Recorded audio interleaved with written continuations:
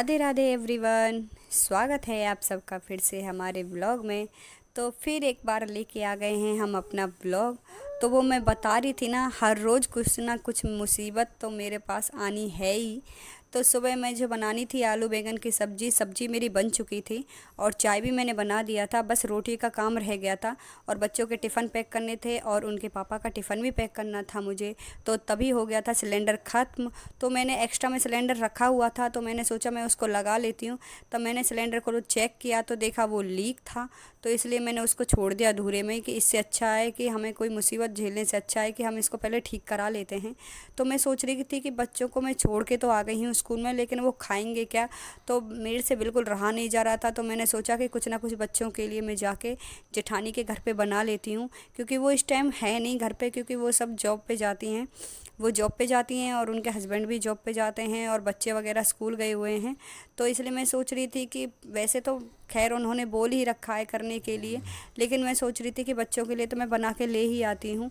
तो मैंने 2 रोटी का आटा उठा लिया था, ब्रेड वगैरह ले लिया था और बच्चे का टिफ़िन ले लिया था कि बच्चों का टिफ़िन लगा के पहले मैं उनके स्कूल में दे के आऊँगी।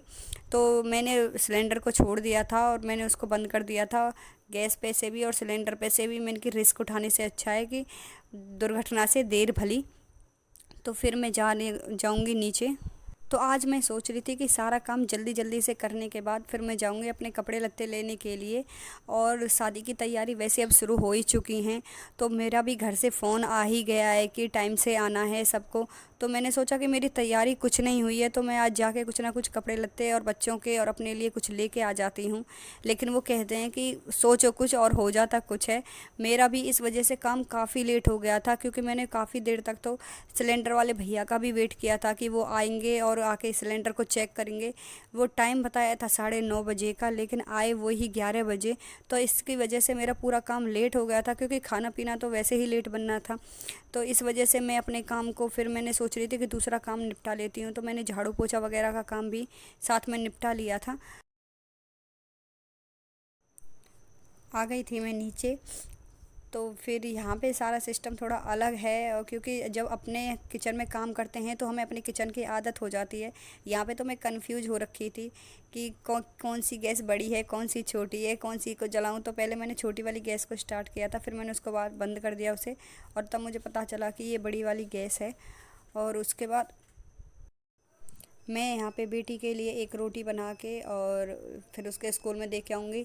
तो एक रोटी मैं पापा के लिए नाश्ता की भी बनाऊँगी। और दूध तो मुझे गर्म करना नहीं था, क्योंकि मैं सोच रही थी कि जब गैस ही ठीक हो जाएगी तब उसके बाद ही मैं वहीं पे दूध गर्म करूँगी। और अब मैं यहाँ पे कंफ्यूज हो रही हूँ कि मैं घी तो लेके आना भूल ही गई थी। तो फिर इसके बाद फिर मैं ऊपर जाऊँगी और फिर घी वगैरह लेके आऊँगी, क्योंकि थोड़ा कन्फ्यूजन चला ही रहता है कि अपना सामान हमें पता रहता है कहाँ रखा रहता है कहाँ नहीं रखा रहता है। तो उसके बाद फिर से मैं ढूंढने लग गई थी बेलन वगैरह। तो यहाँ पे मैंने जैसे तैसे खाना बना लिया था। तो इसी टाइम पे वो सिलेंडर वाले भैया भी आ ही गए थे। तो फिर मैंने उनसे बोल दिया था कि वेट करने के लिए, कि अभी पहले मैं अपना खाना बना लेती हूँ, फिर उसके बाद मैं वो काम कराऊंगी। और अभी वो गेट पे ही खड़े हो गए ही वेट कर रहे थे। तो उससे पहले मैंने झटपट खाना बना लिया था और मेरा खाना बना ही रही थी कि तभी पापा भी आ गए थे। तो मैंने उन्हें उस भैया के साथ भेज दिया था। तो फिर इतने वो सिलेंडर ठीक कराएंगे, तो उससे पहले मैं बेटी के स्कूल में जाके ये अपना टिफ़िन वगैरह दे के आ जाऊँगी, क्योंकि मैं नहीं चाहती थी कि मेरे बच्चे आज भूखे ही रहें। तो छोटी बेटी है और उसे तो हर रोज़ बस एक ही डिमांड होती है कि बस उसे हर रोज़ ही पराठा खाना है। तो अभी थोड़ी तबीयत ख़राब थी, तो ऐसे ही उठी है बीमारी में से, तो उसको खांसी वगैरह हुई है। तो मैं सोच रही थी कुछ तला हुआ ना दूँ, कुछ चिकना नहीं दूँ, नहीं तो खांसी और बढ़ जाएगी। तो मेरे भी कुछ ऐसी प्रॉब्लम हो रही है कि खांसी वगैरह की दिक्कत हो रही है।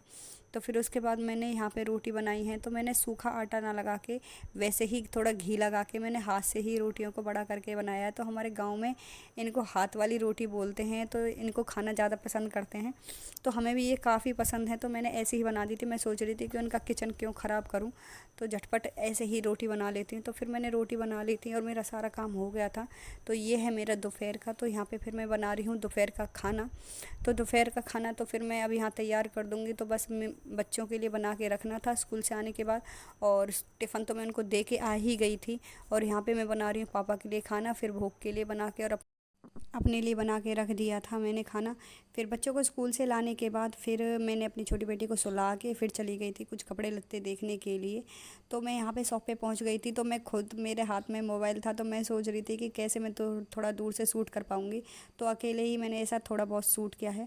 तो मैं साड़ियों को देख के एकदम कन्फ्यूज़ हो जाती हूँ। तो मैं पहली बार ही अपने लिए साड़ी खरीदने के लिए गई थी, क्योंकि मुझे थोड़ा इनके बारे में इतना नॉलेज है नहीं, क्योंकि मेरी सिस्टर वगैरह ही मुझे मेरे ला के देती हैं।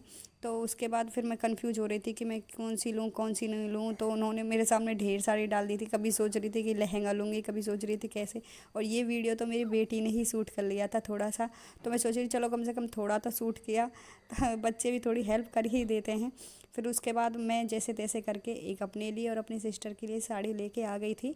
तो ये फिर मेरा शाम का है, तो मैंने यहाँ पे चाय पानी बना दी थी, और मैंने आज बनानी थी खिचड़ी, क्योंकि बच्चों का मन नहीं था बिल्कुल भी खाना खाने का।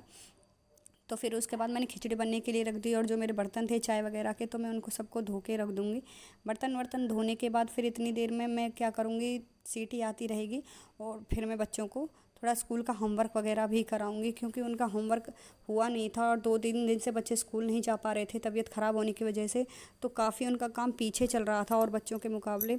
तो मैं यहाँ पे अपने बच्चों का काम भी कराऊंगी। अभी छोटी बेटी थोड़ा ऐसा ईजी सा काम मिलता है उसको, तो वो हाथ पकड़ने की वजह खुद से करना ज़्यादा पसंद करती है।